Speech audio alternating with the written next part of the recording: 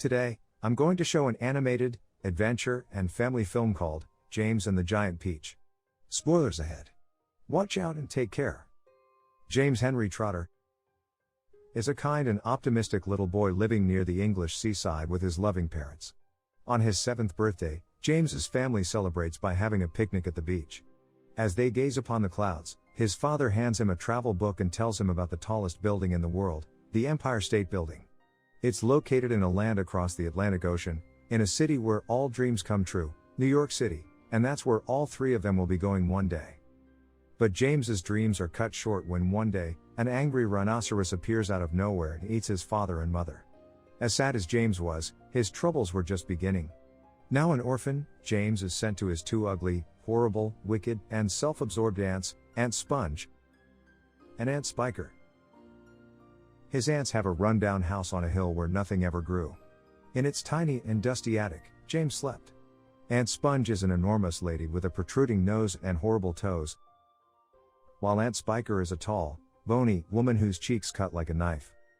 The two terrible aunts wake James up at the crack of dawn, ordering him to chop the wood, pull the weeds, and do all the chores around the house. Left with no other choice, James sets upon his tasks for the day while Aunt Sponge and Aunt Spiker sunbathe in their ghastly sundresses at the front lawn, too busy admiring themselves in their handheld mirrors. Suddenly, the silence of chopping woods catches their attention. Aunt Sponge finds James sitting with his travel book and reprimands him. Aunt Spiker snatches the book out of his hand, accusing him of leaving, and hands it to her sister. The aunts scold him, telling him that he has no other place to go, and threatens by saying that if he leaves, the rhino will come and eat him, just like what it did to his parents. Aunt Sponge tears up his travel book and they order him to stop daydreaming and get back to work. Later that evening, James is finally done with his chores and climbs up the house to see his two aunts finish all that's left of dinner. Aunt Spiker teases him and tells him that there's something in the oven, but to James's dismay, it's only a plate of 2 raw fish heads. He grabs a piece of leftover food from the trash as he's ordered to go back to his room. James eats the few potato chips left in the trash bag and spots a spider on his window. He lets it down and tells it to hide away from his aunts. After his tiny dinner, he takes out his crayons and draws on the trash bag, missing his parents and dreaming of the day he sees the city of dreams. He folds the bag into a lantern and uses the last candlestick from his last birthday to light it up. He releases the lantern into the night sky, setting it free together with his dreams. James wakes up to Aunt Spiker screaming early in the morning. She has found his friend, the spider. He takes the spider into his hands and runs into Aunt Sponge in the doorway with the bug spray. They tumble down the stairs. Aunt Spiker comes down running and hits her sister on the face with the bug swatter. With his two aunts distracted, James runs outside and sets the spider free. When he looks up, an old man, in a decorated uniform, appears in front of him and seems to know his name. The old man tells James that the answer to all his problems is inside a little bag and hands him the lantern that he flew last night. James peeks into the bag and sees thousands of glowing green worms. The old man tells him that they are crocodile tongues that hold more magic than anything else in the world. He can use the crocodile tongues to get to the place that he's ever dreamed of, New York City. James accepts the crocodile tongues, but the old man warns him, telling him that he shouldn't let the tongues get away, for if they do, they will work their magic on whoever or whatever they meet first. James nods his head and all of a sudden, a strong gust of wind blows and the old man disappears. As James runs back up to the house, he trips, letting loose the 1,000 crocodile tongues upon the old tree that stood on the lawn. He desperately tries to catch them, but it's too late. Aunt Sponge and Aunt Spiker have caught up to him and scolds him yet again. Aunt Spiker tells her sister to beat him, but being too lazy, Aunt Sponge says it's too early in the morning for a beating. As they drag James back to the house, Aunt Sponge spots a single peach on the old tree. Aunt Spiker looks up shocked to see anything other than a dead leaf on their property. As Aunt Sponge pushes James up the tree to get the fruit, Aunt Spiker stops them, exclaiming that the peach is growing. Puzzled at the absurd situation, the trio stand back as the peach quickly grows in size, eventually outweighing the tree itself and resting its bottom on their lawn. The peach has grown almost as big as the house itself. Suddenly, Aunt Sponge and Aunt Spiker come up with a money-making scheme. They build an enclosure around the peach and advertise it as the greatest peach in the world, charging a hefty fee for anyone who wants to see it. James watches the spectacle from his window in his tiny attic room, a tear rolling down his eye, as his only wish was to play with the children outside. Later that night, his aunts call him downstairs as they're counting the money and order him to pick up the garbage outside. Among the trash on the ground, James finds his lantern and inside a single crocodile tongue. It hops its way down and hides under the peach. His stomach growling with hunger, James takes a bite out of the peach. Unbeknownst to him, the crocodile tongue jumps into his peach and he accidentally eats it. Suddenly, a hole emerges from where he got the piece of fruit, and with it, a light beckoning him to come inside. James, curious as ever, goes inside the peach and travels through the tunnel. As he reaches the end of the tunnel, he hears several voices and falls through a hole. He lands in a room full of human-sized anthropomorphic insects. The kind-hearted Mrs. Ladybug, the old Mr. Grasshopper, the strong-willed Mr. Centipede, the blind Mr. Earthworm, the mysterious Miss Spider, and the deaf glowworm. James learns that the insects have lived on the hill for decades and are planning to escape the clutches of Sponge and Spiker. He tells the group that he's scared of leaving because the rhino might eat him, but Mr. Grasshopper assures him that he has never seen a single rhino on that miserable hill. The insects share with James their dream life and he realizes they all have the same goal, to go out to the city where all dreams come true. Their jolly gathering is interrupted when Aunt Sponge and Aunt Spiker call out for James. Mr. Centipede climbs outside the peach and starts sawing the peach's branch with his sharp claws. The peach finally breaks loose from the tree, crushing Aunt Sponge and Aunt Spiker, who have taken refuge in their car. Much to the ants' dismay, the giant peach rolls down the hill, making its way through the town, and then bouncing off the local church. It flies into the air, rolling down and down into the farmlands until it reaches the end of the cliff and falls down into the ocean. After the bugs regain their composure, they go outside the peach to inspect their situation. They find themselves floating in the middle of the Atlantic Ocean. The bugs wonder about what they're going to do now when James reaches into his coat pocket and finds his travel book intact. He opens it up and sees the peach on the map, already on its way to New York City. The group decides to head for the City of Dreams and tries to come up with a way to travel.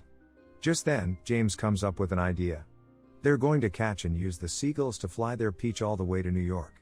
Using a reluctant Mr. Earthworm as bait, James manages to catch one seagull and tie it up with Miss Spider's thread. Before they can catch the other birds, they hear a deep rumbling coming from the ocean. All of a sudden, a great mechanical shark emerges from the water.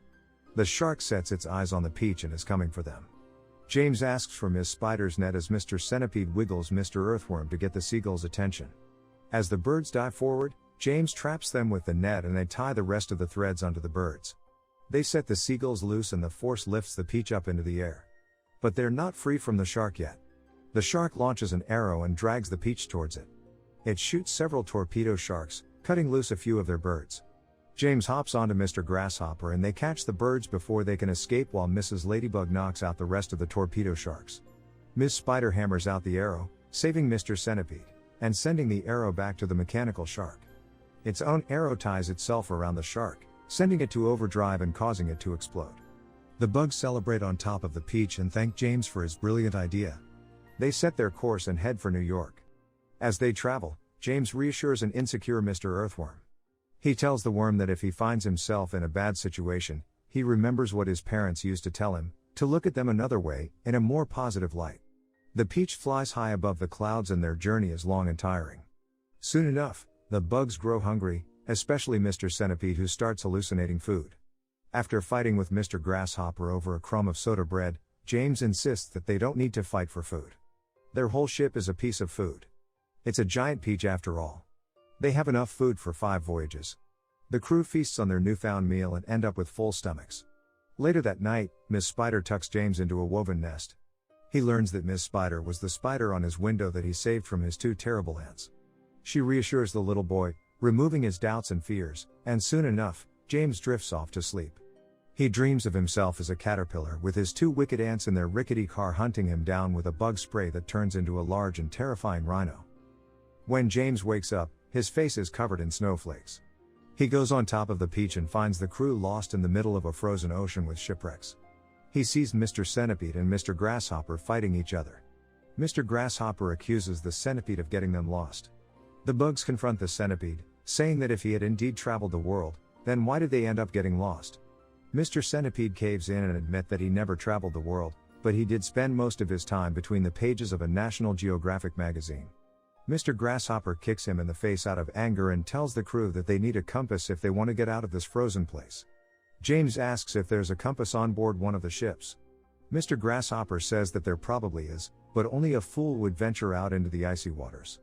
Mr. Centipede hears this and, hoping for redemption, jumps into the freezing sea. James and Miss Spider follow to save him. They dive into the deep waters and find themselves among a pirate's treasure trove. Meanwhile, Mr. Centipede spots a compass in the hands of a pirate captain. He takes the compass, but all of a sudden, the skeletons come alive. James and Miss Spider reach the ship and see the skeletons torturing the centipede. Before they could cut the bug in half, James intervenes and kicks the pirate. Miss Spider joins in and kicks the rest of the pirates. A game of catch for the compass ensues, with each side snatching the prize from one another. Free from his ropes, Mr. Centipede catches the compass and hands it to James and Miss Spider. The bugs on the peach pull on the thread, pulling James and Miss Spider to safety. Mr. Centipede jumps off to fight the rest of the pirates. When they resurface, Ms. Spider jumps back into the water. Just then, the centipede's hat floats up. Fearing the worst, Miss Spider stands back in horror as the pirate captain surfaces, but it turns out, it's Mr. Centipede, alive and well wearing the pirate's hat. The bugs welcome back their friend, now having redeemed himself. With their compass, they set sail for the big city. In the evening, Mr. Grasshopper relieves Mr. Centipede of his steering duty. James looks at his map, seeing that they're almost at their dream destination when he hears the sound of a violin. He joins Mr. Grasshopper as the insect plays some songs for him. He reminds the little boy to brighten up because if it weren't for him, they wouldn't have gotten very far. He doesn't need to feel lonely because they are his new family now. Just then, they hear a foghorn blowing from below. They look down and see the clouds part, revealing the shining city of New York and Lady Liberty. Their celebration is cut short by a strong gust of wind that blows off their compass, setting them off course. The nearby clouds have now turned into a storm in the form of a rhino. Thunder booms, lightning crackles, as the rhino marches towards them. The bugs climb into the rigging, but James chooses to face the beast. He remembers what his parents used to tell him. Look at it another way. He screams at the rhino, telling the beast that he's not afraid of it. He bravely faces the rhino as the lightning strikes the peach, cutting the rigging, and sending the peach down from the skies. James wakes up and coughs out the crocodile tongue that he ate. He finds himself transformed into his human self and alone inside the peach. He climbs out of the fruit and sees the shining city of New York below him. He looks for the Empire State Building, unaware that he's actually sitting right on top of it. Down on the streets, juices coming from the peach disrupt the citizens. A child calls out from the balcony, telling an officer that there's a boy out there. The officer calls the station and asks for the biggest crane in the city. The crane arrives and begins to lift off the peach. One of the crane workers tells James that he's sitting on top of the Empire State Building. James celebrates but feels sad that his family isn't with him. By the time the peach is on the streets, a large crowd of homeowners and journalists have gathered. Suddenly, the crowds part to reveal a wet and smashed up car. From the car emerges his two wicked aunts. Aunt Sponge and Aunt Spiker are wet, having crossed the Atlantic in their beat-up car. They walk towards James, pretending to be caring relatives. They hand the officer a photograph, confirming that they're the original peach owners, and try to whisk the boy away. James insists that he's the original owner of the peach and not them. The aunts resist the urge to gauge his eyes out and lie to the officer, telling him that James is a chronic liar. Enraged, James stands on top of the truck and begins telling the crowd his story. How they attached it to 100 seagulls and how they flew it over the ocean. His aunts laugh at his story, suggesting that it's something he dreamed up. James stands by on his story, saying that all things started out as dreams, but he's here and he's made it. The wicked aunts still insist on bringing him back, but the boy stands his ground. He screams at his aunts, telling him that he's not going with them to be beaten and starved. The crowd gasps in horror at the revelations. His aunt's patience has run thin as they grab an axe and begin smashing the truck. Just then, a light falls down from the sky. James's bug family has arrived. They land on top of the peach, ready to help their little friend. Miss Spider throws James a string and he uses it to round up his two aunts. They pull them up in the air and spin the web around them, muffling their mouths of their screams. The officer watches in awe as he realizes that James was telling the truth all along. James climbs up the peach and introduces the crowd to his family. He then gives the peach for the crowds to feast on. The people eat the peach right down to the pit. When it was done, they set up the pit in Central Park, where James Henry Trotter lived with his family, telling his adventures to all his friends and anyone willing to hear. Subscribe to watch more videos like this. Turn on notifications. And leave a like, it really helps the channel out. Thank you for watching.